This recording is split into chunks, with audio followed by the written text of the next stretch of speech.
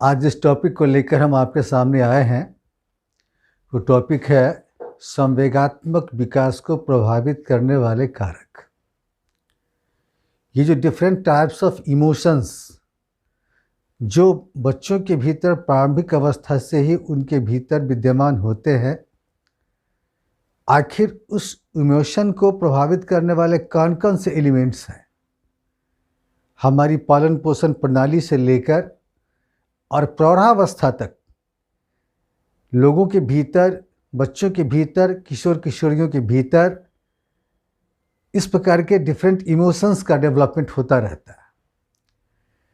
तो एक माता पिता के रूप में, एक शिक्षक के रूप में हम जिस किसी भी प्रकार से जिम्मेदारियों का निर्वहन करते हैं, उस रूप में हमारी क्या भूमिका होनी चाहिए, हम किस प्रकार का प्लेटफॉर्म बनाएं, हम किस प्रकार से बच्चों के साथ पेश आएँ, किशोरों के साथ पेश आएँ, किशोरियों के साथ पेश आएँ, ताकि उनका जो संवेगात्मक विकास है वो सुचारू रूप से विकसित हो सके।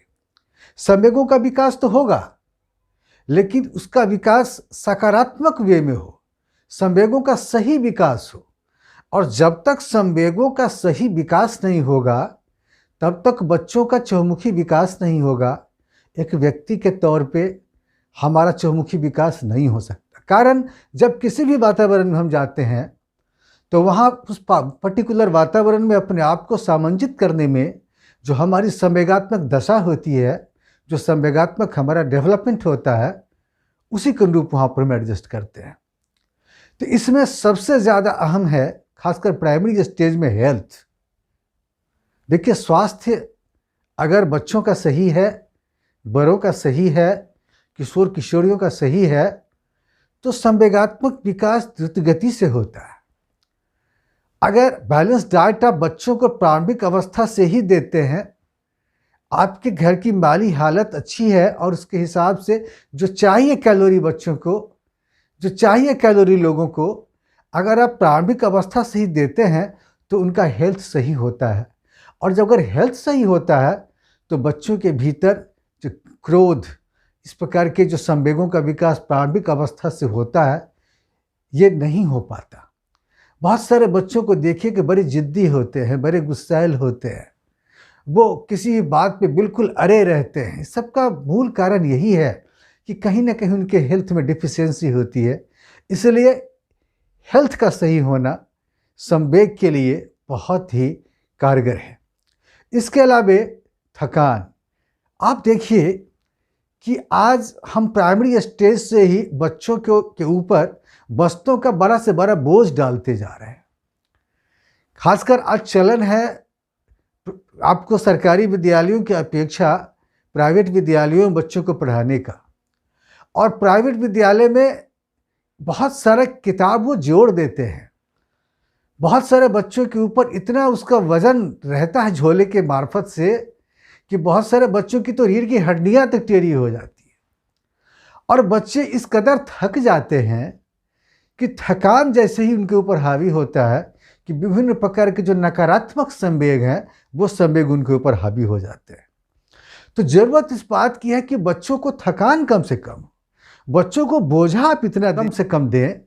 बच्चों को आप हमेशा इस बात पर इसका ध्यान रखें कि न सिर्फ उसका शारीरिक जो उसका थकान है, बल्कि मानसिक थकान भी उसका कम से कम हो। अगर ऐसा करने में हम प्राइमरी स्टेज से ही कामयाब होंगे तो बच्चों का जो संवेगात्मक विकास है वो बड़ी दृढ़ता से होगा, बड़ी मजबूती से होगा और फलतः उनका सामंजन किसी भी परिस्थिति विशेष में, किसी भी वातावरण विशेष में उनका बढ़िया होगा। इसके अलावा है आपको माता पिता की विचारधारा। हमारे भारतीय परिवारों में सबसे ज़्यादा गड़बड़ी इसी बात की है। माता पिता दक्ष नहीं है, माता पिता पढ़े लिखे नहीं हैं, माता पिता को बहुत सारी बातों का ज्ञान नहीं है, बड़े भोले भाले हैं आज भी वो। और उनकी जो अपनी विचारधारा होती है बच्चे के ऊपर वो हावी हो जाता है।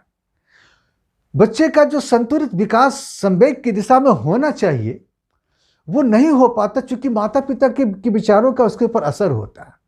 माता पिता, मैंने पिछले डिफरेंट वीडियोज़ में मैंने इस पर जोर दिया है, मैंने बताया है कि माता पिता की कितनी अहम भूमिका होती है। माता पिता जो कुछ भी करते हैं बच्चे उसका अनुकरण करते हैं, उसका अनुसरण करते हैं। और इस संवेग के बारे में भी यही बात है कि अगर माता पिता स्वयं संवेगात्मक व्यवहार, ऐसे कहें कि संवेगात्मक स्वस्थ व्यवहार अगर बच्चों के सामने नहीं लाते, नहीं करते, तो बच्चों का संवेगात्मक विकास गड़बड़ हो जाता है। कोई कोई माता पिता अनुशासन का बहुत सारा पाठ पढ़ाते रहते हैं घर में, माहौल ऐसा बना देते हैं कि बच्चे वहाँ पे बिल्कुल एबनॉर्मल फील करते हैं और फलतः उनका संवेगात्मक विकास प्रभावित हो जाता है। इसके अलावा है परिवार, फैमिली। देखिए, फैमिली एक बहुत ही महत्वपूर्ण इंस्टीट्यूशन है। फैमिली वो जगह है जहाँ बच्चों के डिफरेंट टाइप्स ऑफ डेवलपमेंट तो होते ही हैं, से डेवलप जो होते हैं बहुत सारे विचार, संस्कार, व्यवहार, वो भी परिवार में ही होते हैं। इसके अलावा जो different types of emotional development है, उसका भी विकास परिवार के स्तर पे ज़बरदस्त होता है। अगर परिवार की स्थिति अच्छी होती है, परिवार की हालत कूल होती है, परिवार में सुसभ्य लोग होते हैं, परिवार की मनोदशा अच्छी होती है, तो बच्चों का जो संवेगात्मक विकास है वो बड़ी द्रुत गति से होता है और बिल्कुल सकारात्मक वे में होता है। लेकिन अगर परिवार की दशा अच्छी नहीं है, परिवार का वातावरण बढ़िया नहीं है, तो फिर भगवान ही मालिक है, बच्चों का संवेगात्मक विकास सही वे में नहीं हो पाता।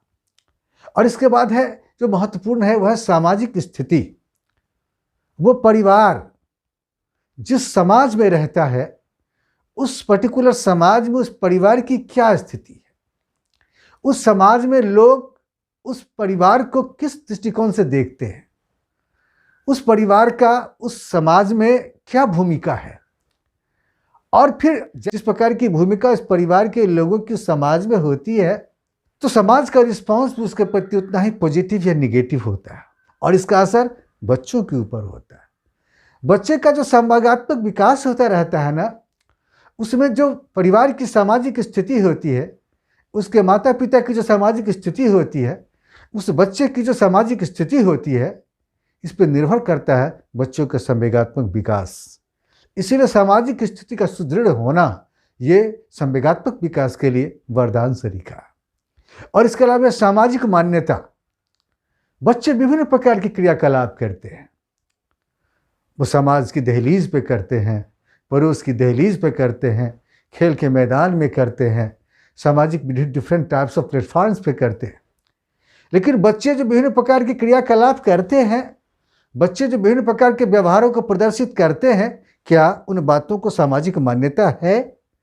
अगर सामाजिक मान्यता है तो बच्चों का संवेगात्मक विकास द्रुत गति से होता है, और अगर उन बातों को सामाजिक मान्यता नहीं है तो संवेगात्मक विकास सही प्रकार से नहीं हो पाता, बेढंगा कुरूप विकास हो जाता है। फलतः बच्चे के संवेग के ऊपर इसका बड़ा ही नकारात्मक असर पड़ता है। और इसके अलावा है आपको मानसिक योग्यता। देखिए, हमारी आबादी में जो जितने सारे बच्चे हैं, उन बच्चों में बहुत सारे बच्चे ऐसे हैं जिनकी मानसिक योग्यता बहुत ही अच्छी नहीं होती। मैंने बहुत सारे लेक्चर्स में चर्चा की है इसके ऊपर कि जो 100% हमारे बच्चे होते हैं, उन बच्चों में जो 2% बच्चे होते हैं वो एक्स्ट्राऑर्डिनरी होते हैं। फिर उसके बाद बहुत कम ऐसे बच्चे होते हैं जो आपको प्रतिभाशाली होते हैं। मैक्सिमम संख्या होती है सामान्य बच्चों की। और बच्चों की जिस प्रकार की मानसिक योग्यता होती है, जो उनकी मानसिक क्षमता होती है, जितनी उनकी आईक्यू होती है, उसी के हिसाब से वो उनका जो संवेग का विकास होता है वो उसी पर निर्भर करता है। तो ज़रूरत इस बात की है कि हम बच्चों की मानसिक योग्यता का ध्यान रखते हुए उस प्रकार का माहौल हम मुहैया करावें, उस प्रकार का व्यवहार हम प्रदर्शित करें, उस प्रकार से पाठ को हम बच्चों के सामने रखें ताकि बच्चों का जो different types of emotional development है वो सही प्रकार से हो सके। अगर ऐसा करने में हम कामयाब होंगे तो निश्चित रूप से हमारे बच्चों का संवेगात्मक विकास तो बढ़िया होगा ही, साथ साथ उसका दूरगामी परिणाम होगा, दूसरे बच्चे के भी ऊपर उसका असर होगा। और वही बालक, वही बालिका जब बड़ा होगा ना, जब अपने रोल को प्ले करेगा आगे आकर, तो एक सुलझे हुए नागरिक की तरह वो व्यवहार करेगा। आप देखिए, आज आप देखिएगा कि ट्रेन में चढ़ने के वक्त में, बस में चढ़ने के वक्त में कितनी आपाधापी रहती है। आप देखिएगा गौर से कि वो इस बात का भी ध्यान नहीं रहता कि उसमें कैसे कैसे लाचार लोग हैं, मजबूर लोग हैं, उसको धक्का धुक्की करते हुए लोग भीतर तक चले जाते हैं और ये साफ दृष्टिगोचर होता है वहाँ पे। इसका मूल कारण यही है कि डिफरेंट टाइप्स ऑफ जो इमोशनल डेवलपमेंट है ना, वो उनके भीतर सही प्रकार से नहीं हुए। किस पर्टिकुलर माहौल में किस प्रकार का व्यवहार हमको प्रदर्शित करना है, किस प्रकार के शब्दों को प्रयोग करना है, शब्दों को कैसे प्रयोग में लाना है, इस बात को हम नहीं जानते। और यही बात हमारे बच्चों के साथ होती है और फलतः क्या होता है कि उनका जब इस प्रकार का विकास नहीं होता तो बिहेवियर डिजॉर्डर होता है और फिर हम इसको देखते हैं कि विभिन्न प्रकार की गड़बड़ियों के रूप में हमारे समाज में आता है। तो इसी को हम आगे क्रम को आगे बढ़ाते हुए दूसरे वीडियो में फिर आपके सामने हम इसको आगे बढ़ाएंगे।